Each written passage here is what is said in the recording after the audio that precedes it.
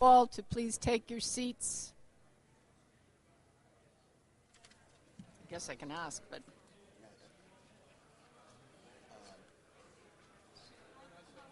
I didn't vote on the minutes. I'd like all board members to please take their seats so we can get resume our session here. I think we've lost Ryan. Well, the right wing is in full attendance over here. Good behavior marks for all three on that side. There is no right wing in Massachusetts. When you said that, you're the left right wing. You're the left wing that's right. Whatever you want to be. Correct. You don't know a right wing if you live in Massachusetts. Okay, we're going to get started again. And the first order of business is to do something I neglected to do earlier, which is to ask for a vote to approve the minutes of the last meeting, the meeting of October 23rd. All in favor, please say aye. Aye. Any opposed? Any abstentions? Thank you. The minutes have been approved. Okay. Oh, let it be known that Penny abstained, and that was the right thing to do, Penny. Okay. We're moving on to item number 3, which is a discussion of the budget. It's behind, as I just said, it's behind tab 3 in your book.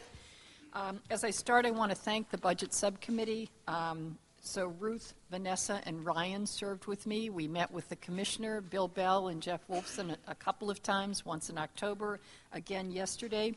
We did not take a subcommittee vote yesterday, but instead decided to pass around the commissioners. Is it on the table, J.C.? Yes. Okay. In front of board members. In front of board members, I've seen it so many times, is the commissioners'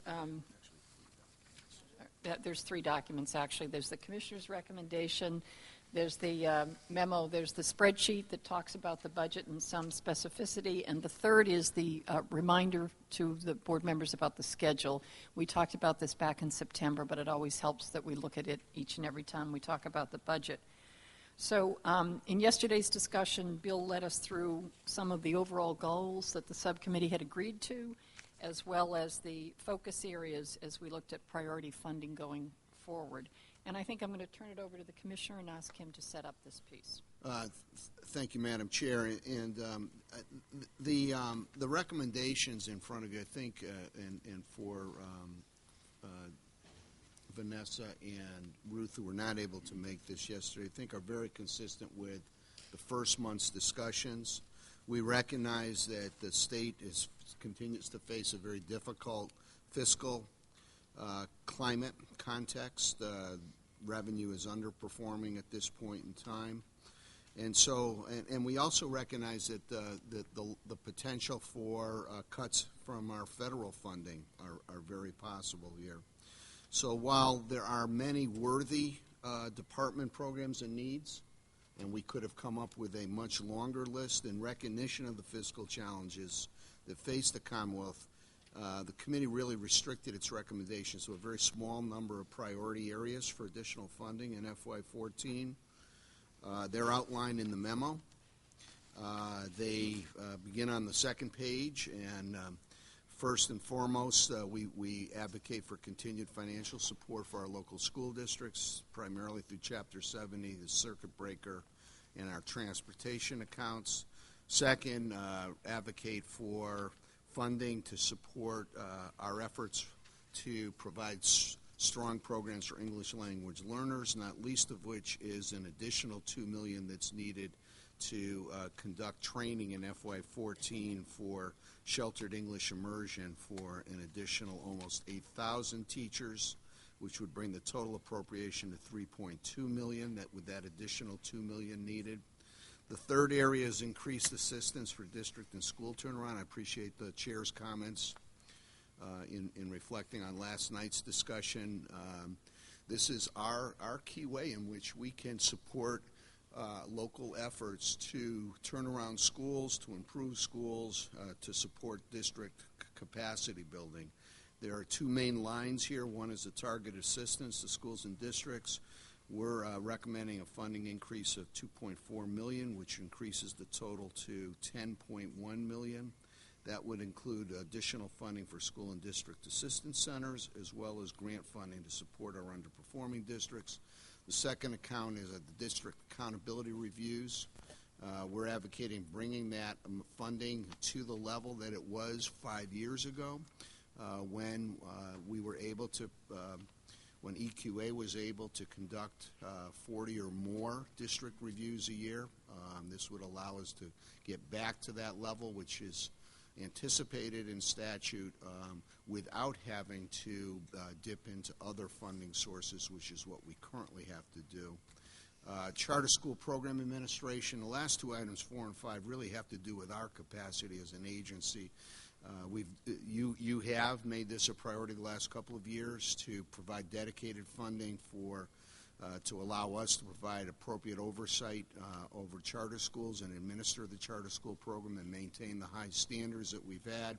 We've had a tremendous growth in charters during my tenure.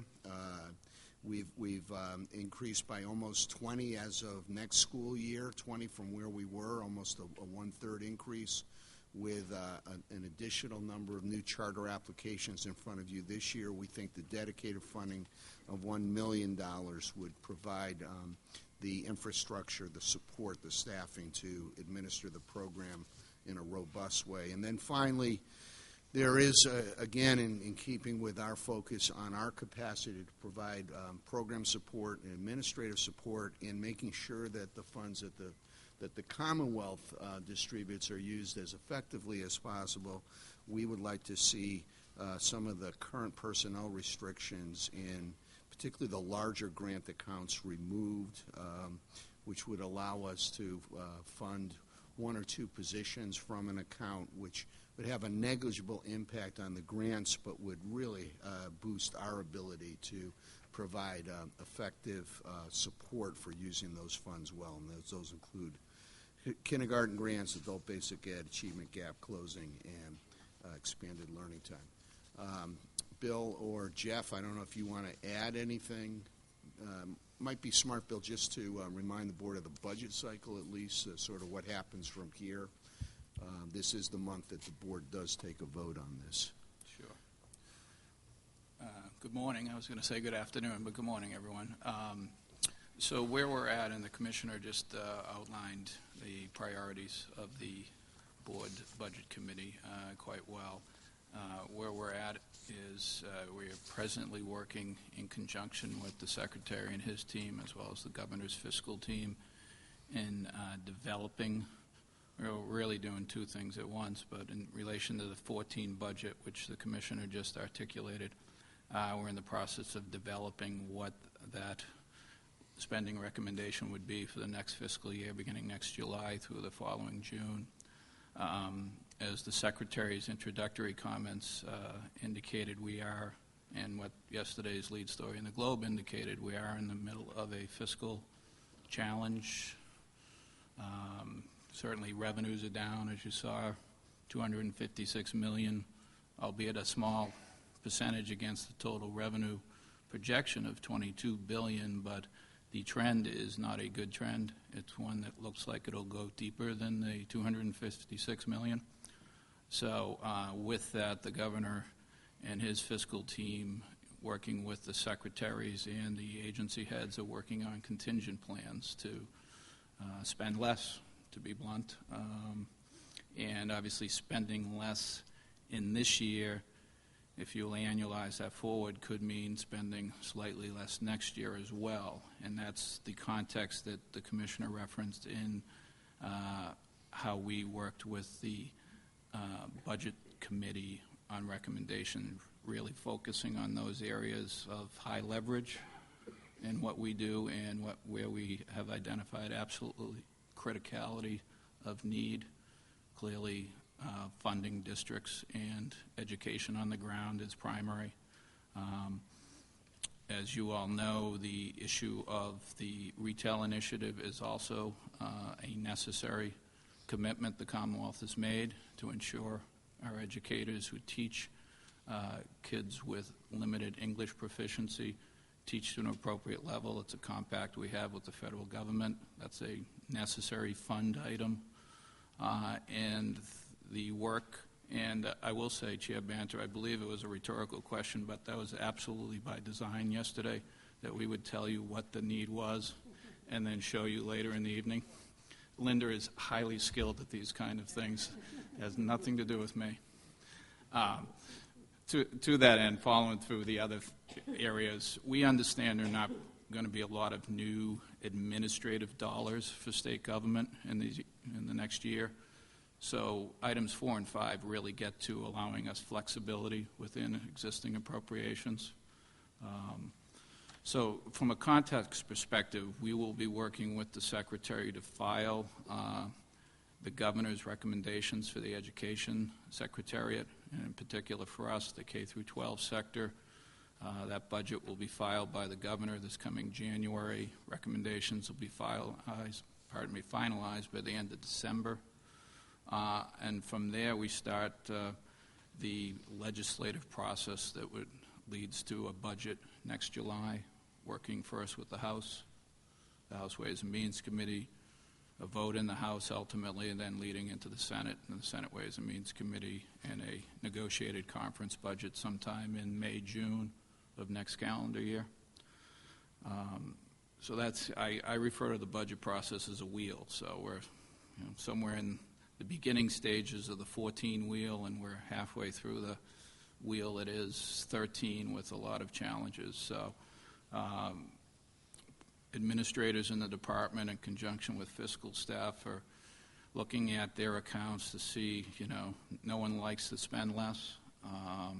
We have needs that we can't fully fund as it is right now, but we're trying to look to find a plan that has the least harmful impact for our spending.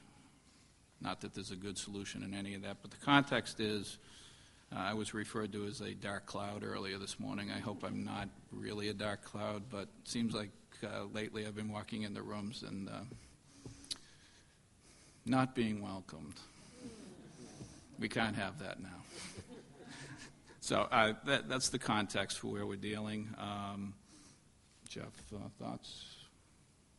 So I always welcome your dark cloudness, because you have set up such an organized process for the subcommittee to look at this, to look at the line items, to look at and discuss the goals as well as the focus priority areas, and to keep reminding us that this is indeed a process that will go through iterations between now and we take a vote today to next July. So thank you, Bill, for getting us so prepared. We're going to entertain some questions here. So this is, we're going to vote on this budget today. So if you have questions or comments, this is your time to bring them up. Yes, Ruth. Could either Bill or the Commissioner or Jeff explain the relationship between the whole section on increased assistance for district and school turnaround? How do those categories relate to the kind of work going on in Lawrence, the kind of work going in districts with level 4 schools, level 4 districts? Could you just connect the dots for us? Go ahead. I'm sorry. Yeah, I mean, it's essential. It's absolutely. No, but could you be more specific about what like targeted assistance to schools and districts? Is a part of that money go directly to Lawrence, or how does? Yeah, so some of it pays for grants to level 4 schools and level 4 districts, direct grants. Some of it pays for consultants who provide support to those districts. Some of it pays for department staff who Linda's groups, part of their salary comes out of those dollars. It pays for convening the level 4 districts, level 4 principals, bringing them together, meetings and so forth. Does it also pay for the EMOs? It does not pay for the EMOs. And does that come out of just the district budget? That's the district's budget. Yes, Penny. Under number 5, eliminating personnel restrictions in program accounts.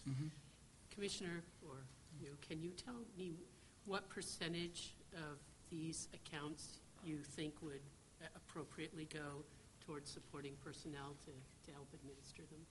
Yeah, I mean, we're thinking in the realm of 1 or 2%.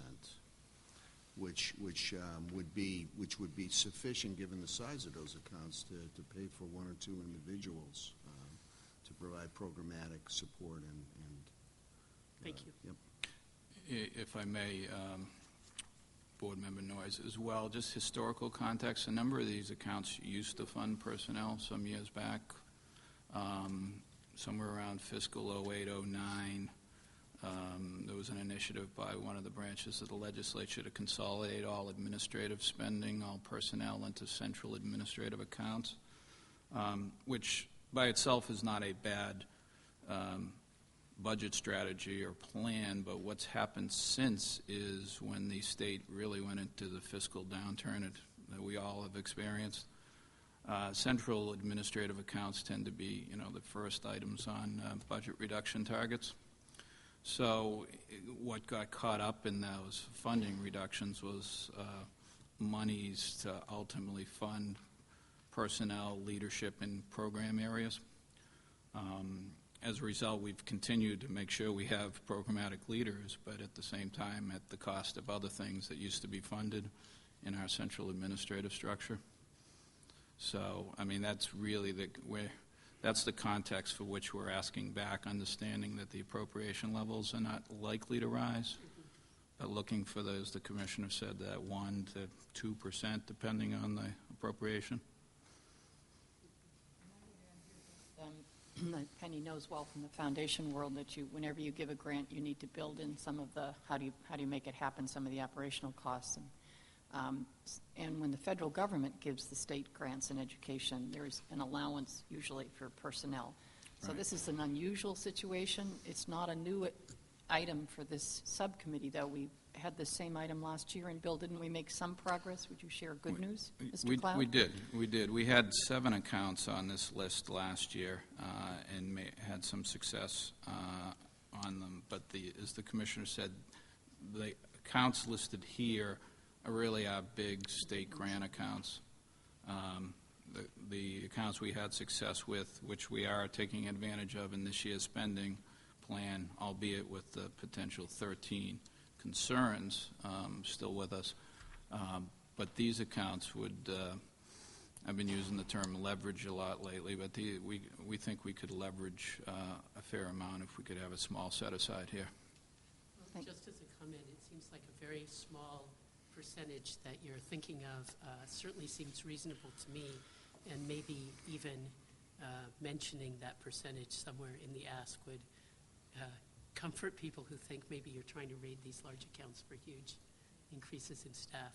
Mm-hmm. From the foundation world, that would be an incredibly small amount to spend on administering to make sure that the money gets used well. Yeah. Okay, other questions for the team or subcommittee members?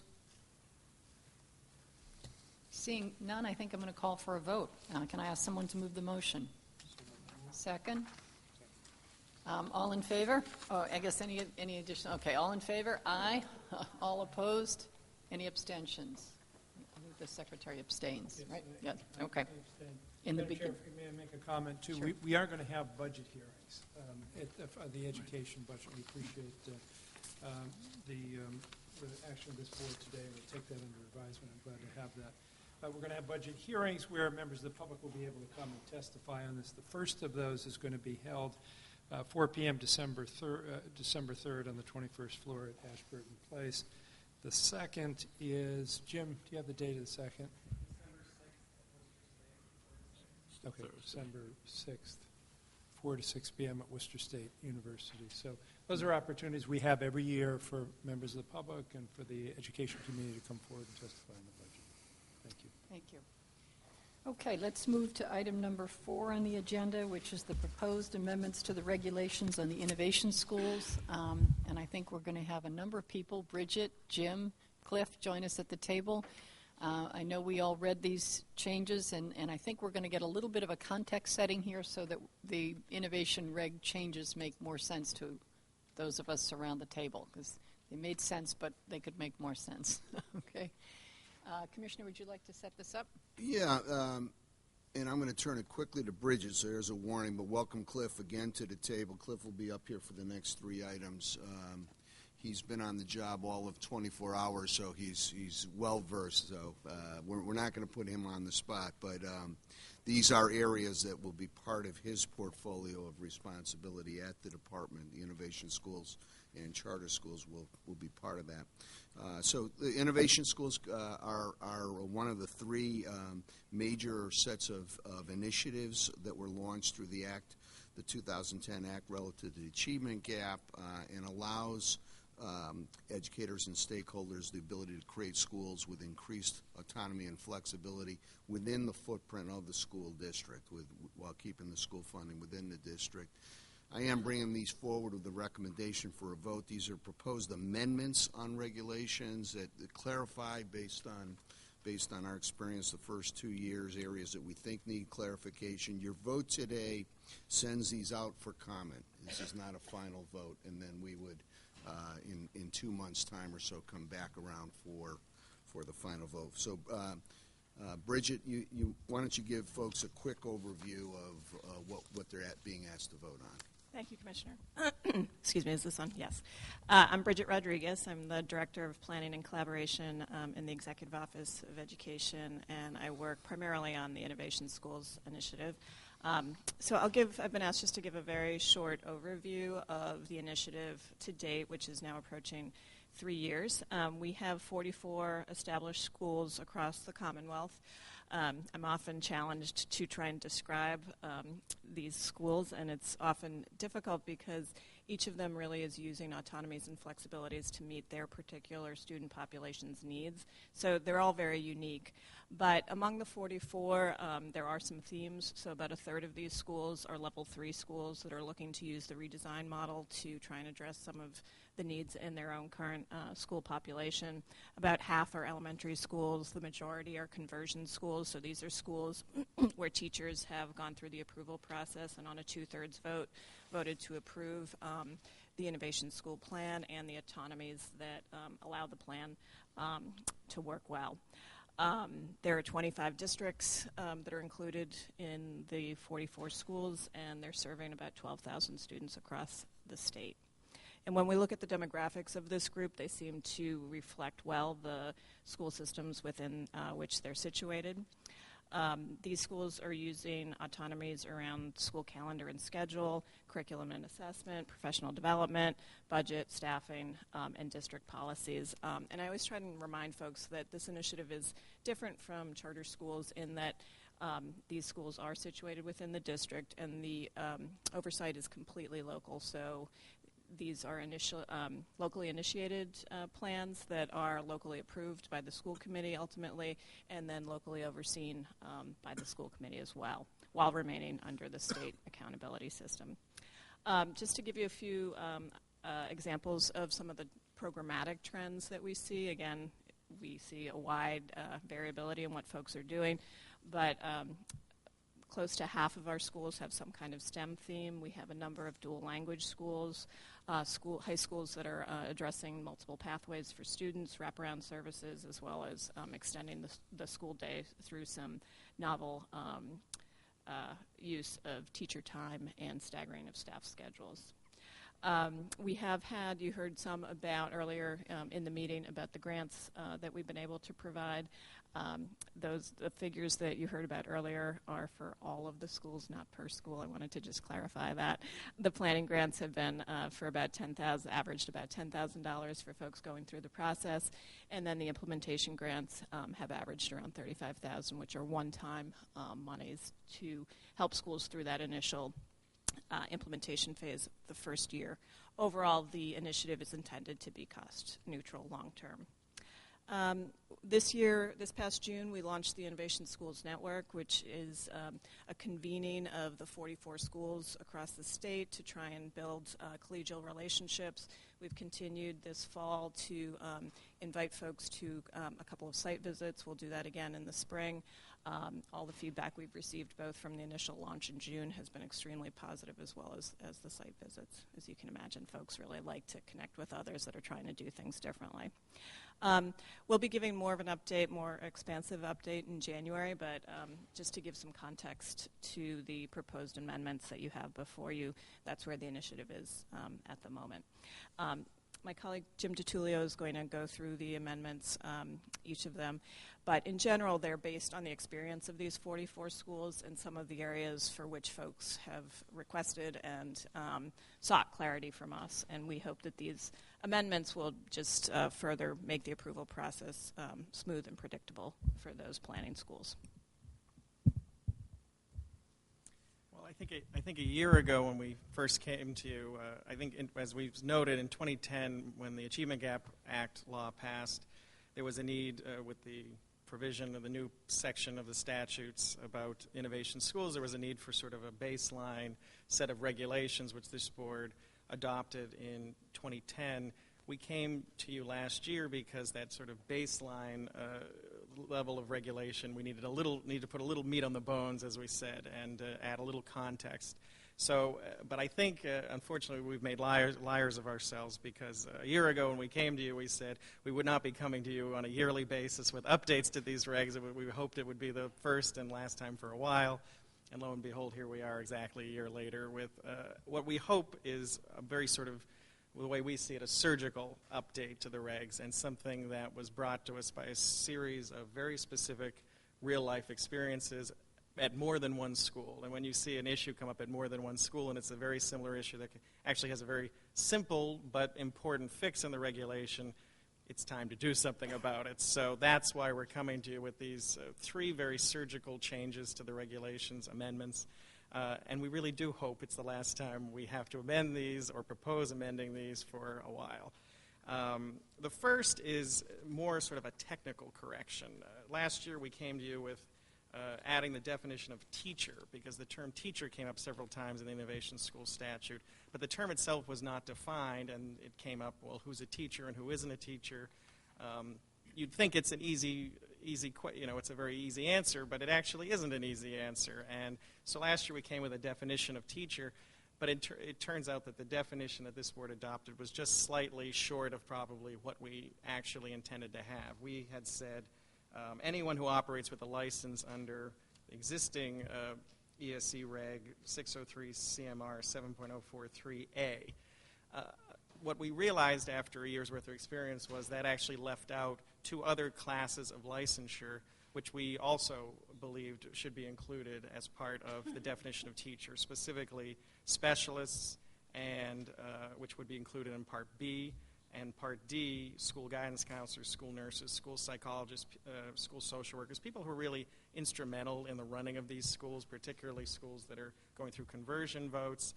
These are people that are essential to the running of these schools and the special programs that are being offered at innovation schools. So this was very collaborative, sort of coming to this. There's really no opposition from any of the people we brought this to, and in fact, this is probably the way it should have always been. So that's just a very technical change. Two sort of more substantive changes, and there are only three changes in general, appear at Part 4, I think it's 48.044, which adds a little context to the voting process of particularly involved with a school conversion vote or a program conversion vote. When the statute was passed, it was very open-ended about the voting procedure that takes place to establish, or in this case, not establish, but convert an existing program or school to an innovation school. It was purposely left rather open-ended, and experience has shown that although it's a collaborative process and people generally work together to try and work out these voting procedures, a little regulatory guidance would certainly be helpful. And experience has shown over the last, especially year, that saying who carries out the vote, who may vote and may not vote, for instance, a teacher who knows they're not going to be at the school the next year because they're retiring shouldn't be voting on whether their conversion should happen for the following school year, issues about absentee voting, also just who carries out the voting procedure. Is it the union? Is it the applicant? Is it the school? We've tried to address that here. What you're seeing before you have already been floated through the Secretary's advisory group on innovation schools, which has administrative representation, union representation. What you see before you is generally acceptable to all parties, and we think will deal with some of the sticky issues that have arisen in the voting procedures, issues that have come to us. The last change is about amendments to innovation plans. everyone who gets establishes an innovation school or converts to an innovation school gets a 5-year, for lack of a better term, 5-year lease, to go forward. Experience has shown that from time to time there are circumstances on the ground that change and that might require either at a minimum minor tweaking to the innovation plan midway through the 5-year term, or in some cases a more significant change to the innovation plan. Right now neither the statute nor the regs allow that to happen. And in the charter school context, obviously, as Cliff was pointing out, this can happen. So in the innovation school context, we wanted to allow a little flexibility for if circumstances on the ground change. If it's a minor change, it can simply be noted in an superintendent's annual evaluation. If it's something that affects the major autonomies, it should go through a somewhat truncated version of the approval process. So these are 3 things that, like I said, I keep using this phrase, but experience has shown that this is necessary. We hope these are fairly surgical. We're not looking to overhaul these regs. We're just looking to improve them, try to smooth out the remaining rough edges, and we think this will do it. But we're also interested to hear what's said in public comment, but we think what you have before you is a strong surgical update. Great. Okay, I think the Secretary would like to make a comment. Thank you, Madam Chair. I want to, first of all, thank Jim and Bridget in particular for their work on these regulations, and Bridget in general for her stewardship. This movement is really catching fire across the Commonwealth, and it speaks to a lot of the issues that are at the forefront of our agenda at a meeting such as we had today. This balance that we talked about earlier in the context of Lawrence between sort of deepening professionalism by way of giving autonomy to educators at the school site to make the key decisions on educational strategy versus standardization is at the core of this. This is all about deepening the professionalism of educators by giving them more discretion and autonomy at the local level. It also, we hope, deals with some of the unfortunate tension and pressure and divisiveness in our field that we've experienced over the years surrounding charter schools by allowing local districts to, in effect, charter schools within their own umbrella of local school committee governance and of union representation.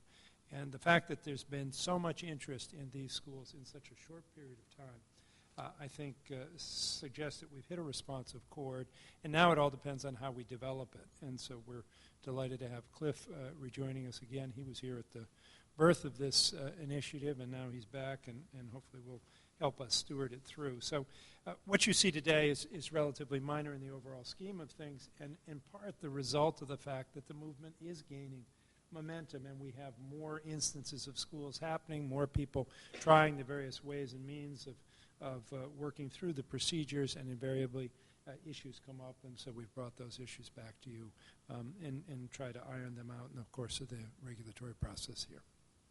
Thank you, Madam Chair. Okay, so do board members have questions or comments for our distinguished panel? Yes, Ruth. I'm sorry, this has been explained to me before, but I need an explanation again. Can you just explain the difference between an innovation school and an in-district charter school? When you refer to an in-district the charter school, Horace Mann, yeah. The main difference is where the approval ultimately comes from. So a Horace Mann is approved through the department and the board, and innovation schools are ultimately approved by the local school committee internally. Okay. So is there any interest anymore in creating Horace Mann schools, or is that? I mean, what would motivate someone to want to do that as opposed to this? So there is interest. Scott Given, who you heard from in the Lawrence presentation, in fact was approached by the Boston School District to convert an existing middle school that was really struggling, the Gavin Middle School, into a Horace Mann school. So there is interest on the part of some, particularly in our urban school districts, in looking at Horace Mann as a potential way to deal with school turnaround. What's the advantage of that model over an innovation school? That's what I don't understand. Go ahead, Bridget. Well, I think, just as we have a menu of different avenues for folks that are trying to make reform in our in-district schools, there's different, I think you need to weigh the local circumstance. For Horace Manns, they receive all the blanket autonomy, so all of the autonomies in all of the areas. For innovation schools, it's based on a strategic plan and mission, and then the applicants select and solicit what autonomies they're interested in. So some of it really depends on what the school's assessment of their particular needs and the interest of the faculty. So I would say that it really depends on the local context, but I don't know if others have anything Just to add. one other question, thank you. Are innovation schools overseen by the Department of Education or by the Executive Office? Since this was a gubernatorial initiative as part of the Achievement Gap Act of 2010, the Executive Office has received some grants and some support for helping to nurture the beginning of this movement and helping to get these schools started. They fall under really what they are is locally chartered schools, so they're technically not state entities. So we don't supervise them in the way that we'd supervise a Horace Mann school or a Commonwealth charter school. This board doesn't have that responsibility in that way, but they are cited, and the grant process and so forth flows through the department. So we work closely, the Department of Elementary and Secondary Education, the Executive Office, on getting these going and creating the network and sort of building out capacity to nurture them in the early years. So in terms of a budget, would that come out of your office for a budget request for next year to continue the Innovation School Grant Program? Or? Really, the only budget that's dedicated toward this does not show up in the department's budget, except insofar as administrators at the department give some time out of the charter school office to oversee this. In our office, it's a function of grant money we raise from outside entities or the Race to the Top funding that has gone in some instances to support new innovation schools. But we've raised outside grant funds to support this, and we dedicate some personnel to it. Thank you. Okay. Any other questions? Seeing none, I think I'm going to ask for someone to move the motion. And again, reminding folks that vote we're taking today is to send these regulations out for public comment. So would someone please move the motion? Second. All in favor, please say aye. Aye. Any opposed? Any abstentions? Thank you very much. Okay, we're going to move to item number 5, which is the proposed amendment for the Match Charter Public School, and here we'll be taking a vote as well. So we are joined by Jeff and Cliff, and I think I'll turn this right over to the Commissioner. Yeah, thank you, Madam Chair. And Jeff, be on guard. I'm going to turn to you in a minute, but I am recommending this. This is a major charter amendment. It's not one that you've delegated to the Commissioner. It's a request from Match Charter to expand to an additional grade. They're currently a 6-12 school in Boston. They want to add grade 5 to their span without asking, and there is no increase in enrollment being requested here. What's happening at Match is as they've gone forward and matured, their high school attrition rate has dropped considerably. Fewer and fewer students are exiting during the high school years. And their high school component of their program is housed in a particular facility separate from the 6-8 part of the program. And so see if I get this right, Jeff. So plain and simply, I'm not sure that the memo does justice to what's being requested here. Without increasing enrollment, by adding 5th grade, and they are experiencing some attrition prior to high school, they can maintain the same enrollment and not see the high school grade expand beyond the capacity of the facility that they're housed in. Jeff, do you want to add anything? Yeah. Disclosure before we get into this discussion. My organization, through our real estate affiliate, ETC Development Corporation, is involved in a real estate deal with Match in Boston, so I will recuse from this conversation and from voting on this particular item. Thank you. Yes, thank you, Commissioner. As you indicated, the What's driving this is both the school's success in reducing the attrition at the high school level and the backfilling requirement that the achievement gap put in that requires backfilling at the lower levels. So instead of having a larger pool of kids at the middle school to feed a smaller level at the high school, what they're really doing is just rebalancing the amount of students, and they'll have fewer students per grade, but that lets them move back one grade, obviously bringing the additional advantage of bringing some kids into their curriculum and their instructional system a year earlier and one more year of preparation before getting to high school. So it's sort of a win-win there without, again, using up any of the scarce Boston seats. This is a high-performing charter school. You've renewed them, their 5-year charter twice now without any conditions. We do solicit comment from the superintendent. Boston superintendent was invited and did not send any comment. Go ahead, Harneen. I understand from a match perspective why they strategically, it's a way for them to use their full seats because of the backfill requirement, that kind of thing. My concern is that schools in Boston are either K through 5 or K through 8, and the charter schools that start in 5th grade create a destabilizing effect on other schools with kids leaving in 5th grade because they feel like they have to get in the charter school if that's where they want to go.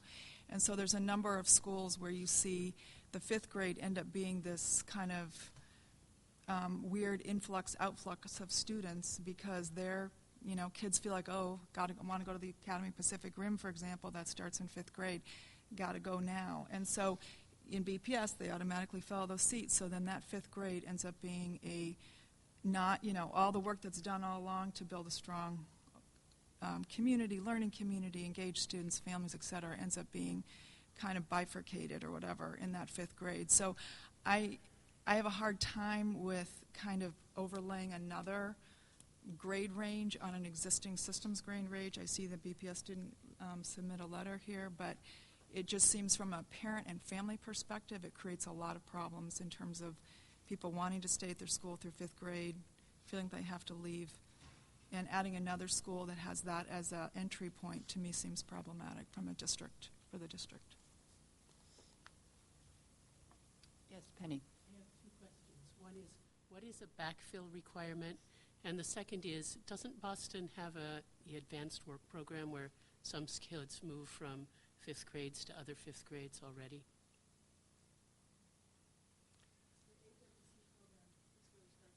Grade, and so kids leave in 3rd to go to 4th and 5th grade. Mm-hmm.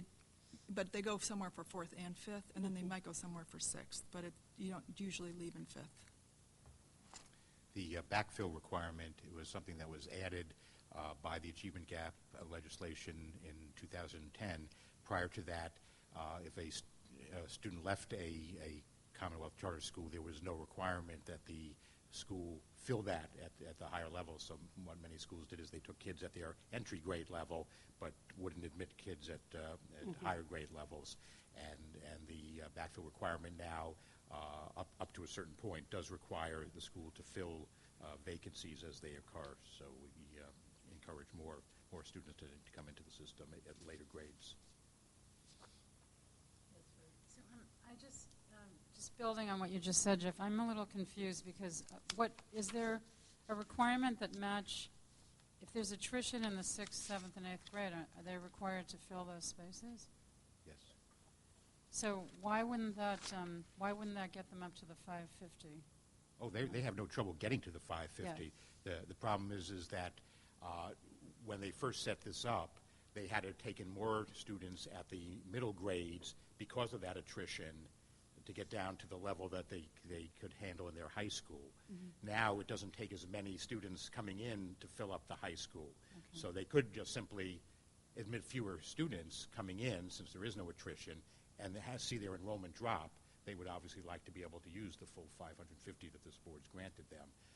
But if they put more students in at starting grade 6, it creates too many students at the high school, and the high school facility can't handle that.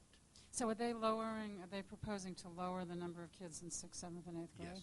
They are. And add the 5th grade to make up for that. So one issue I had when I read this was it felt like, in an application when they have to fill out their rationale for why they want to do this, it seemed like the actual educational reason for doing it is weaker than this, their logistical reasons, and I had some concerns about that. I mean, it wasn't as though here's a school saying, almost as an afterthought, they had a rationale for why there would be an actual benefit to having a fifth grade, but that's not their primary focus in seeking to add a fifth grade. So. Other comments or questions? All right. Well, seeing none, I guess it's time to call for a vote. I'm going to ask someone to move the motion. Second? Second. All in favor, please say aye and raise your hand. Aye. Those opposed? One opposed and one abstention, correct? Two abstentions. I was looking at you because I couldn't get... Did you get that, Rhoda? Why don't you... All right, do it again. All in favor, please say aye and raise your hand. Aye? Okay. And then we have those opposed, Arlene, and then we have two abstentions. Okay. Thank you. All right, we are moving to the last agenda item, which is a discussion of the Gloucester Community Arts Charter School. We've had a lot of testimony and comments already on Gloucester, but I think the same people will be staying at the table, and I will ask the commissioner to tee up this discussion for the board. Thank you, Madam Chair. Now, welcome Allison Bagg to the table as well. This is a promised update on Gloucester Community Arts Charter School. Promise that I made to you last school year when I, in response to questions about how the school was doing against its conditions, I made a commitment to you to report back to you this fall once we'd seen the school finish its second year and once we had the enrollment numbers for the school, and that's the update I'm going to provide to you. Two context pieces, if I might, Madam Chair, and I haven't warned Jeff of this, but and I suspect this is neither here nor there, but in regard to the concerns that various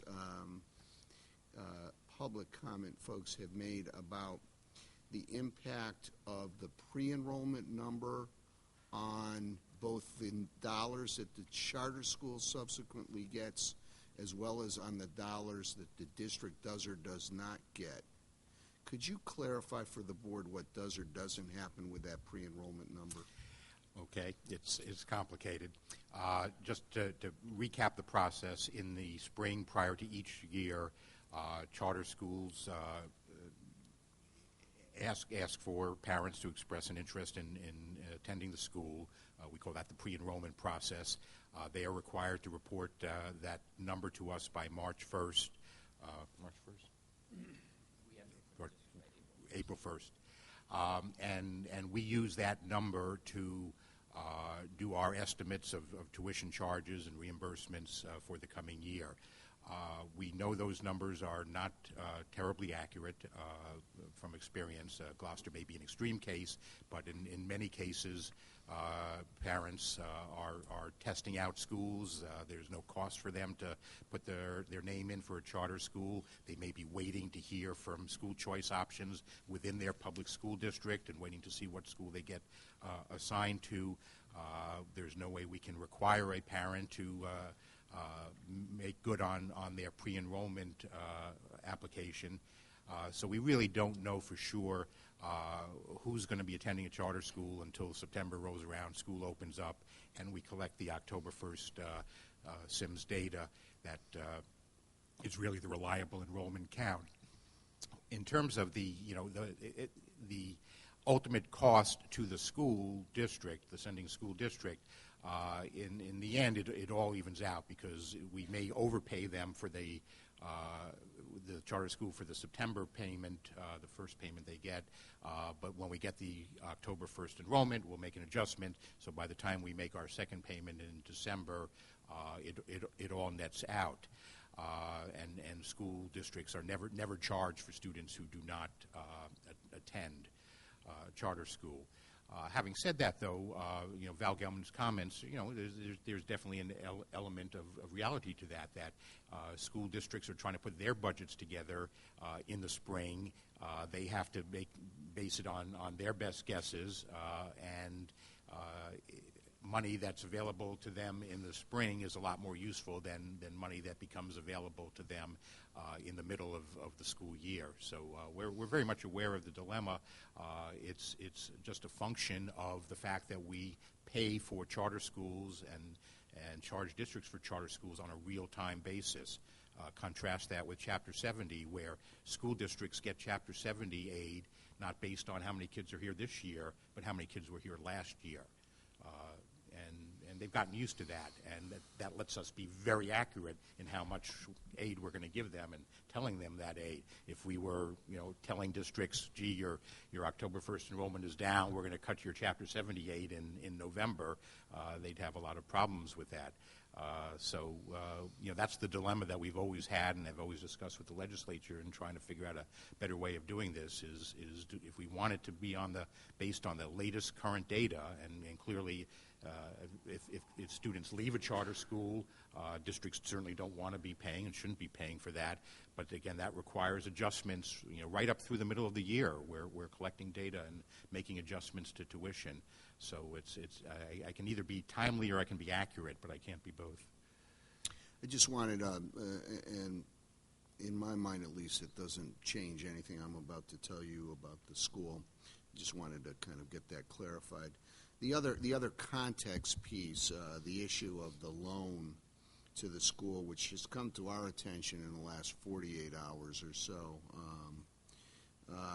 Certainly, we've actually alerted the auditor who's in the process of conducting an audit and asked the auditor to look at that for us. It certainly appears to be a pretty unusual transaction. Had we known about it, we certainly would not have included the individual on the review team who was on the review team. I think the comments about should we be asking more questions about reviewers before we get them or before we assign them to a review is absolutely fair. I'd hesitate to conclude that as a result of this individual being on this site review, this school got a good review, because that's hardly the case. So what I'd like to do, so sort of bottom line on the loan piece is we've turned that over to the auditor and asked the auditor to follow through on that as part of the auditor's review of the district. And I referenced the audit in my memo to you. So that audit is not complete. We have not received any findings on that at this point. So this is my update on the progress for the school, and there's no dancing around this. In short, despite more than 2 years to gain its footing, my concern about the viability of the school is stronger than it has ever been. You know the history of the school. Some of you lived it. Many of you lived it. In February 2009, you approved the charter. You reaffirmed that charter grant at 2 subsequent meetings of the board, November 2009, January 2010. You discussed the merits of their application, the process for awarding the school, the Inspector General's allegations, the rejection of the legislature of a bill to revoke the charter, and the board's procedural options, and you affirmed them. They ended up opening in September 23rd, 2010, more than 3 weeks beyond their scheduled date for opening, and just before the expiration of the charter. Once you charter a school, it has a shelf life of 19 months for the school to open. On October 1st, 2010, you placed them on probation through December 21st, 2010. You identified 12 probationary conditions. I mean, all these I recommended to you.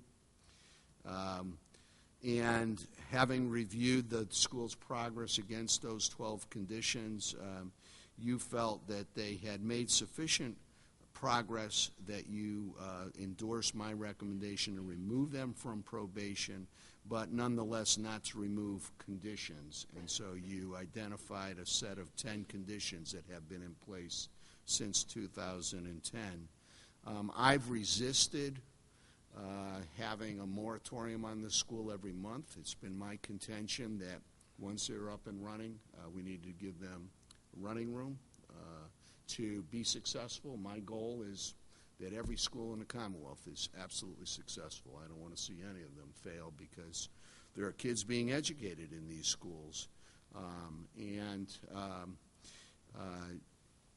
I have to tell you that I anticipated at least 5 years running room. I'm reconsidering that right now, and I expect to come back before you next month with a recommendation. You have a report on the conditions. I'm going to turn it over to Jeff in a minute.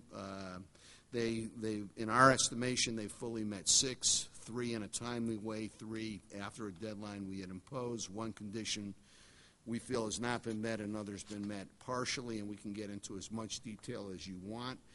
But it's not just the report on the conditions that alarms me.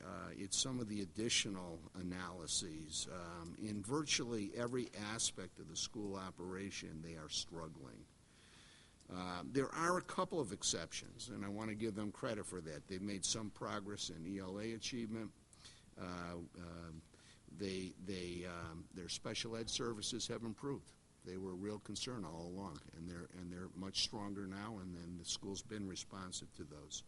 Having said that, they are struggling in virtually all aspects of academic results, in terms of staff turnover, in terms of student enrollment, in terms of fiscal stability.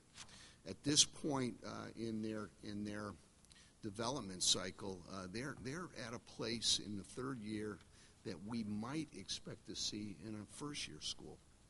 And it was certainly my hope that at this point in their development trajectory, they'd be much further along than they are. They have not documented their curriculum, established systems and structures to evaluate and oversee the program. Their results in mathematics are incredibly low. They're not using data in a systematic way to inform their decision making and their instruction and their planning,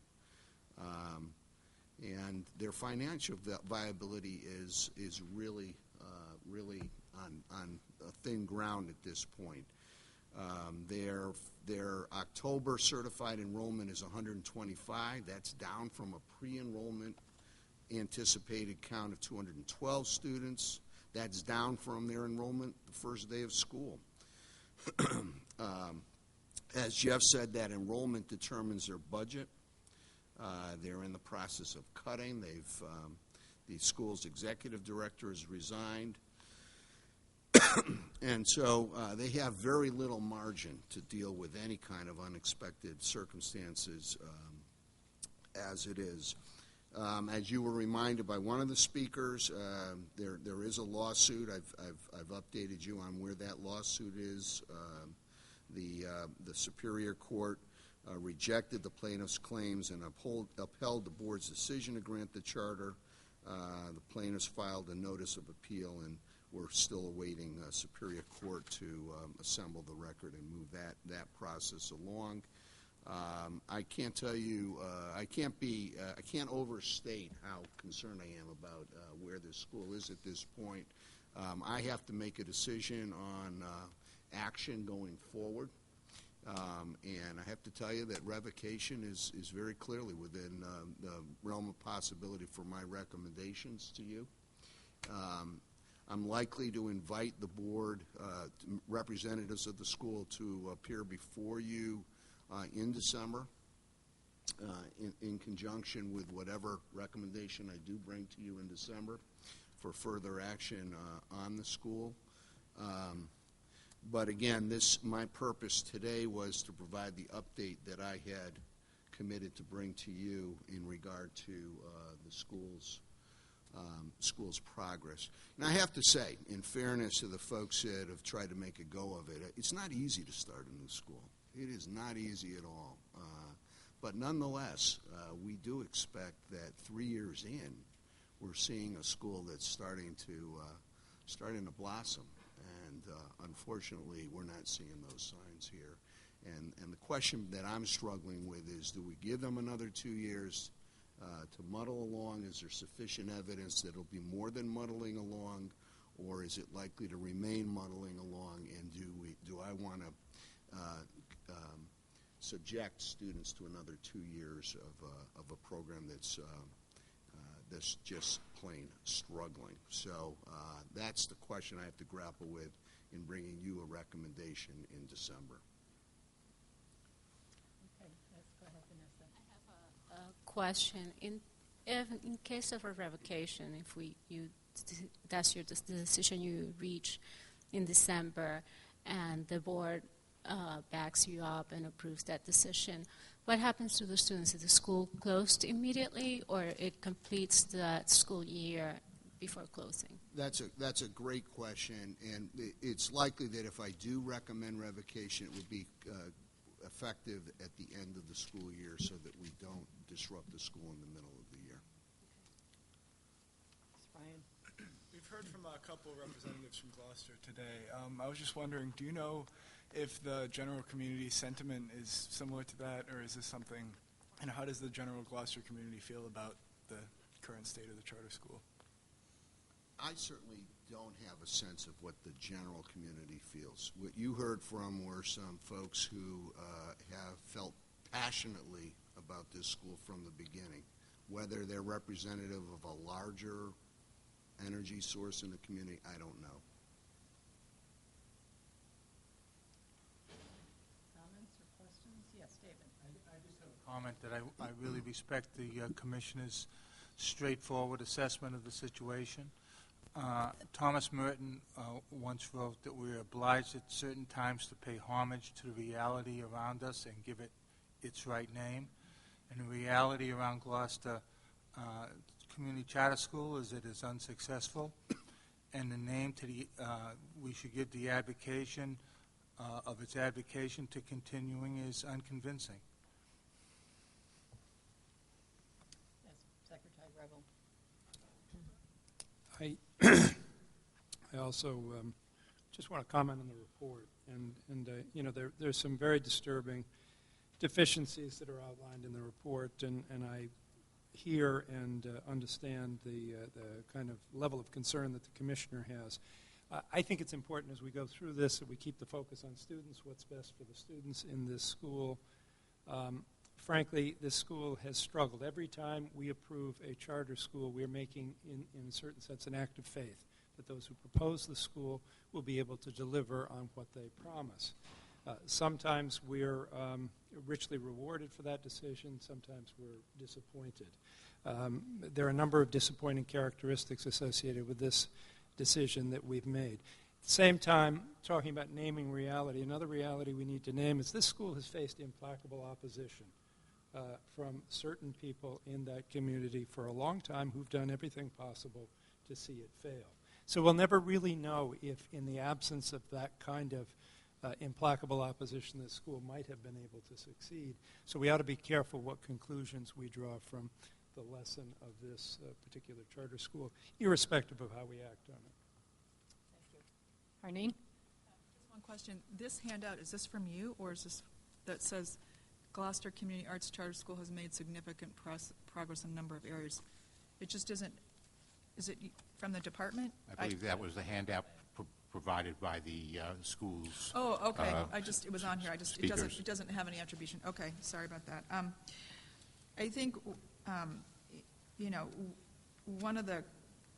there's a lot of concerns obviously in this report, and I think that some of the basic stuff. I mean, I don't know what kind of opposition, but they don't have an accountability plan. Like if that's a basic thing for a charter school to have after year one, that's just something you have to do and tick off your list. It doesn't seem to be like the most overarching, complicated thing if that's a fundamental foundation block for a charter school.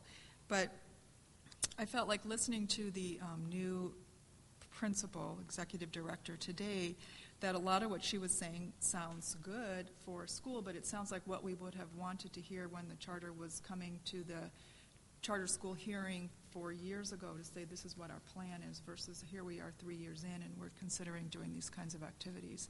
So, I was just looking at Val Gilman's comments, and one, just thinking about your question, Ryan, she said that 23 students choiced back from the arts to the O'Malley Innovation School this year. That's a lot of kids. It's a lot of kids both leaving, and it's a lot of kids to plan for. It's a huge group for their middle school now to have to accommodate and figure out. So it seems like there's, whatever support there is not growing, I guess, in face of, you're right, opposition from the public school community. Okay, Gerald? You both had your hands up, so I'll get there.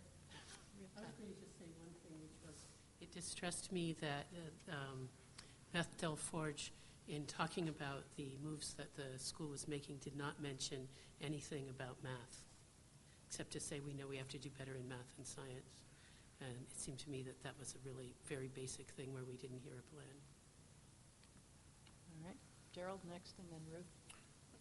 I'd certainly agree with that comment. I was kind of looking for a sense of, as Jim Collins would say, confront the cold, hard truth of the facts, which you would expect any leader to do in a situation which gives you confidence someone's willing to address it head on, which he, I don't think, saw in that situation.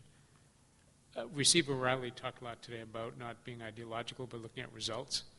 And then I thought, gee, if my child was that little blip on page 1 of 6 as the by far and away lowest SGP score of 17, and thought, would you allow your child to continue in that for another 2 or 3 years, and how much you feel as a parent, and then read the report that talked about students with heads on their desks and disengaged, and we just walked through several classrooms here in Lawrence where you saw an incredible number of students engaged in what was going on, and those were unannounced. As you knew, we were going one direction, we walked in a different direction, just bumped into classrooms. And you saw not one student who was disengaged. And I thought, again, how would you feel as a parent if your child was one who wasn't getting that engagement, which is critical in those relationships which we talked about in engaging students. So clearly, something's not going right in the results end of this, which is, I think, what we should be paying attention to as a board, and I think the Commissioner commend you for paying attention to those results and reaching a conclusion. And then, as board members, I'd ask yourself, if that was your child, what would you do? And I'd sure as heck would say I would be pretty darn concerned about allowing my child to now have several years of gaps in their education because adults weren't serving them as well as they need to. Yes, Ruth. So I wanted to make just a few more comments about our approval process. I think that, I don't want to overstate the situation here, but in some ways this is almost a tragic situation that in Gloucester. I don't want to overuse the word tragedy given the world today and some other tragic situations that are probably more tragic. But in any event, I feel very badly because I think that there's just been a lot of people have been set up in this process.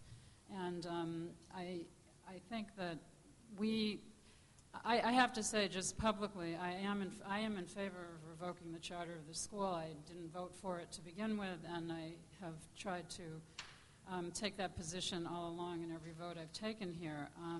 But I think that what we have now is an opportunity for this board to, and I'm not foreseeing what your recommendation is going to be next month or where we're going with this, but I do think it's an opportunity to take 2 steps back and engage in a little bit of self-reflection about how we got to this point where we're at today. I don't think it's very common, and Jeff, correct me if I'm wrong about this, but there aren't that many schools where even the issue of revocation is considered at this earliest stage in the process of a charter school. Is that correct? It has happened a couple of times, but you are correct. It's not common, and it's not something we want to happen. So in terms of it being an act of faith, I think it's a little bit more than an act of faith. And there's a huge process that's gone through to scrutinize the applications of charters, and we don't want to get to a point where it's primarily an act of faith. We want to really have sound evidence that this is an entity that's likely to succeed. And I think, in a way, we've failed the community too, because we've set up a situation where it's not going in a successful direction at all.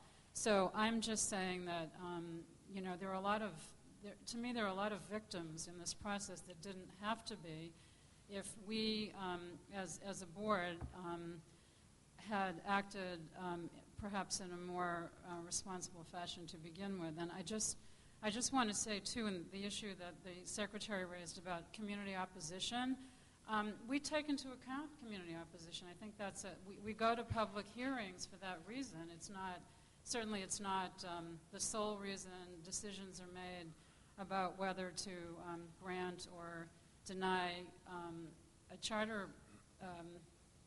request, but certainly we have public hearings for that reason, to hear from the community. So